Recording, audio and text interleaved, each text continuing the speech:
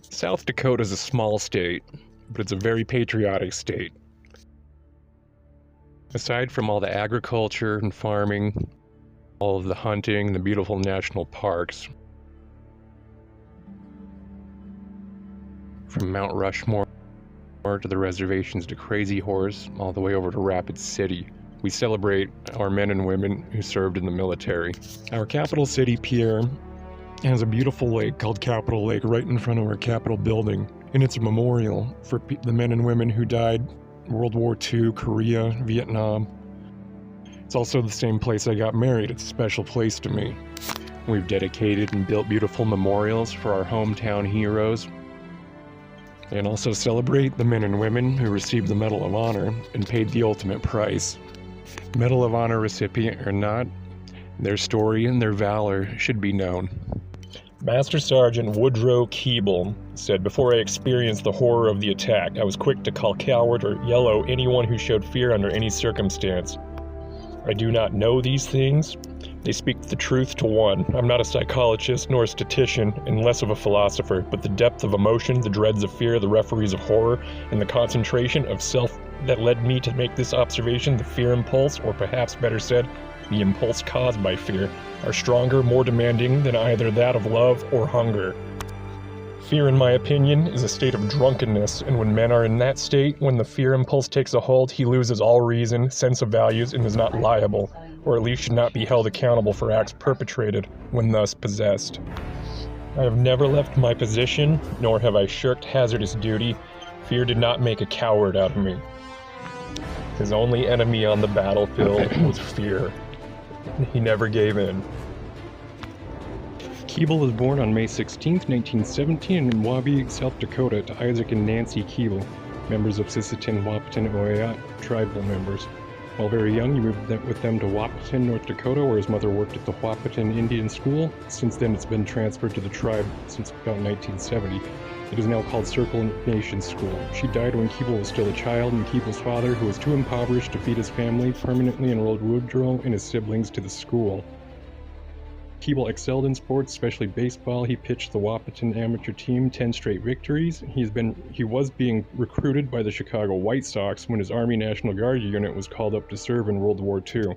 Keeble was called to active duty with his National Guard unit on February 10, 1941. In 1941, Keeble's status as a reserve was changed and he was in active duty, where he would join up with the 164th North Dakota National Guard. Keeble's infantry company, Company I, would end up deploying to Australia to garrison, set, stage, and prepare for the big Pacific War, due to the United States now being involved because of the bombing of Pearl Harbor. In Australia, they were preparing and staging for the war that would be beginning soon to come, Battle of the Guadalcanal.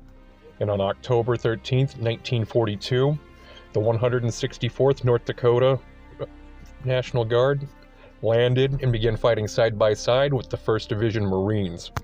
And although Keeble was a greenie, he fought bravely, committed multiple acts of valor, and earned the total respect of all of the men that he served with, including the Marines.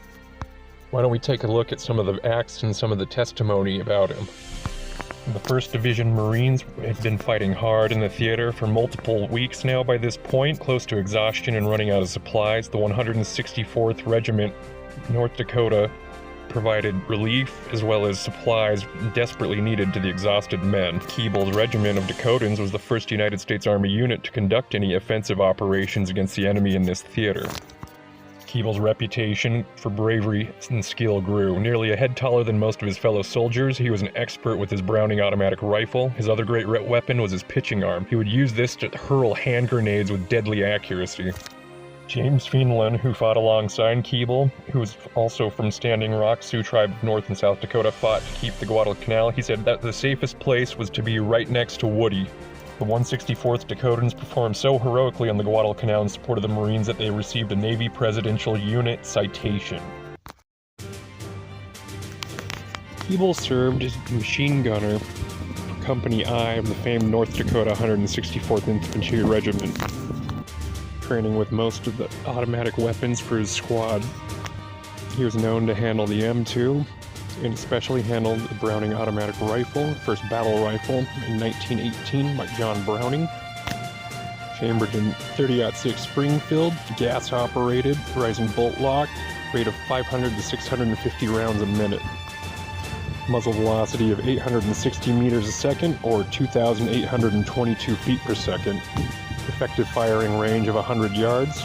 Approximately maximum firing range 4,500 to 5,000 yards. Iron leaf sights. Had both a 20-round detachable box mag as well as 40. Barrel fitted, have a bayonet lug or a bipod lug. During the 1940s and World War II, the most commonly issued military firearms were going to be the M1 Garand, as well as the Colt 1911 semi-automatic pistol. The United States Army had a large surplus of weapons from World War I, mostly trench shotguns, bolt-action rifles. However, due to having a larger budget, they were able to have some more unique firearms compared to the rest of the branches of the military at the time. A lot of them, like the Browning automatic 12-gauge shotgun, semi-auto, Browning automatic rifle, or BAR, which was also common in the Marine Corps. But let's jump into some of the more unique kind of one-offers that you don't see too often, such as the Remington Model 8 battle rifle or the M1941 Johnson semi-automatic rifle, 30-06 caliber, or even the common M1917 Enfield bolt-action rifle. Let's get into it. Having resources wins wars. In World War II, many of the countries that were in it, whether it be the Axis of Power or the Allies, they all had manufactured firearms that are very simple and common. The one that sticks out to me the most is either the Sten or the M3 grease gun, made by none other than General Motors. It's chambered in 45 ACP, fully automatic, open bolt, blowback action, shoots up to 450 rounds a minute. There have been many variants of that during that time period. However, this one, just with the General Motors, always kind of interested me. The Thompson 1928, as well as the M1 Garand, were incredibly expensive to manufacture. The United States military was looking for cheaper, reliable weapon systems, and that's kind of how this one came to be.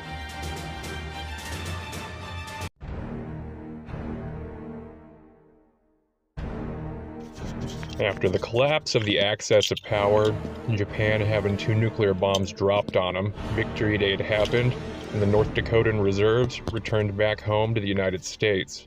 Keeper's opportunity to play for the Chicago White Sox, however, had gone by due to the war, so he headed back to the Sisseton-Wahpeton Reservation, where he helped administer with the Circle of Nations boarding school. With communism spreading throughout all the new territories in Europe caused by World War II, the same applied over on the Asian side of the globe with China, Japan, and Korea. Korea, at one point, was just a territory. The United States had occupied the southern part, and the Soviet Union had occupied the north. The US would not be engaged or involved in combat unless attacked first or until the Chinese invaded.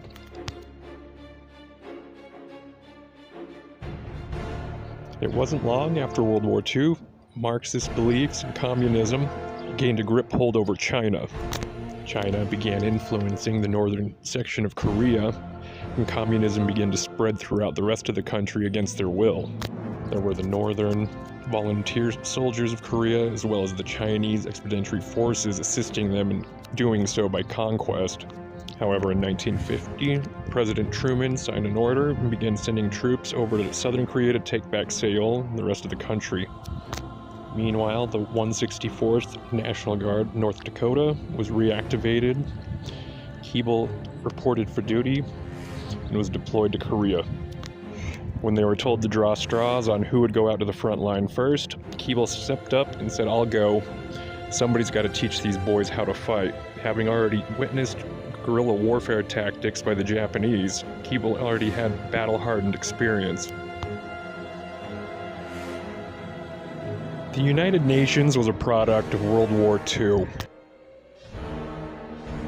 And in June of 1950, North Korea had invaded South Korea. And this was the first test the United Nations had to see if they could actually police and protect the nations within.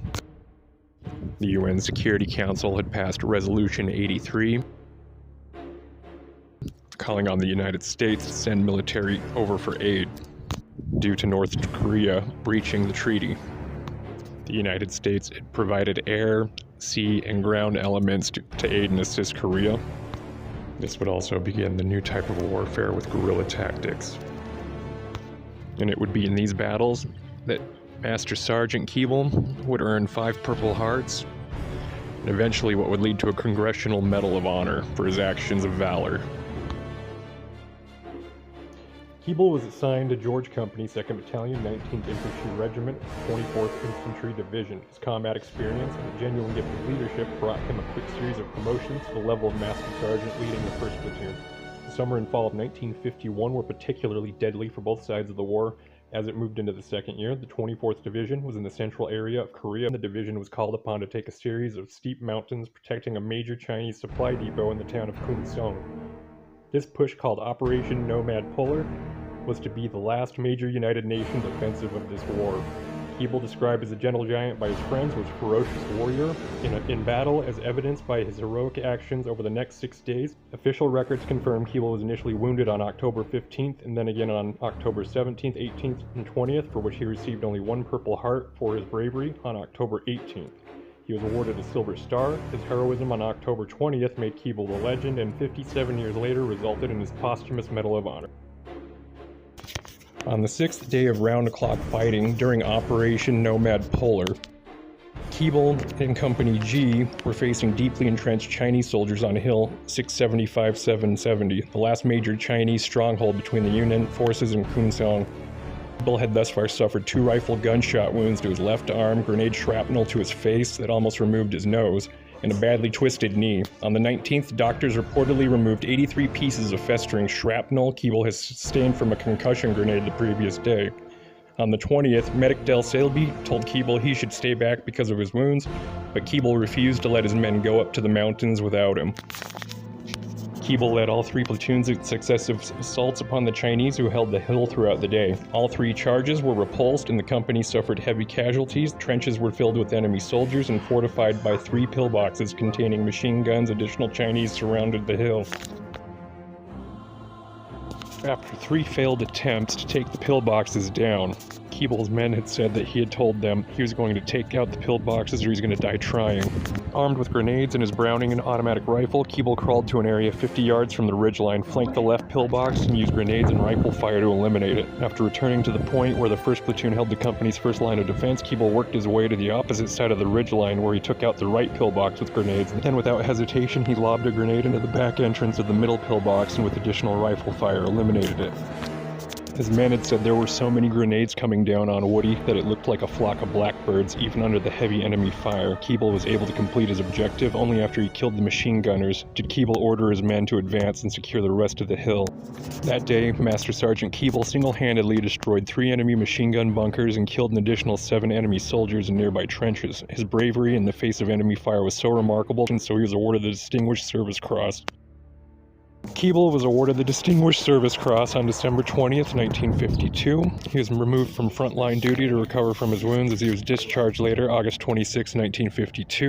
He had returned to North Dakota after the Korean War, resumed working at the Wahpeton Indian School, and soon after he was diagnosed with tuberculosis. Surgeons ultimately removed one of his lungs. He suffered a series of strokes that rendered him speechless, partially paralyzed, and unable to work for the remainder of his life. Eddie, his wife of 14 years, died the following year, leaving Keeble to raise their young son Earl alone. Keeble fell on hard times and said to have pawned his service medals, but despite his disabilities, he persevered. In 1967, married Blossom Iris Crawford Hawkins, first Sioux woman to complete a doctorate of education. He was a member of the Veterans of Foreign War, Wahpeton, North Dakota. Keeble died January 28, 1982, and he was buried in Sisseton, South Dakota, where he was born.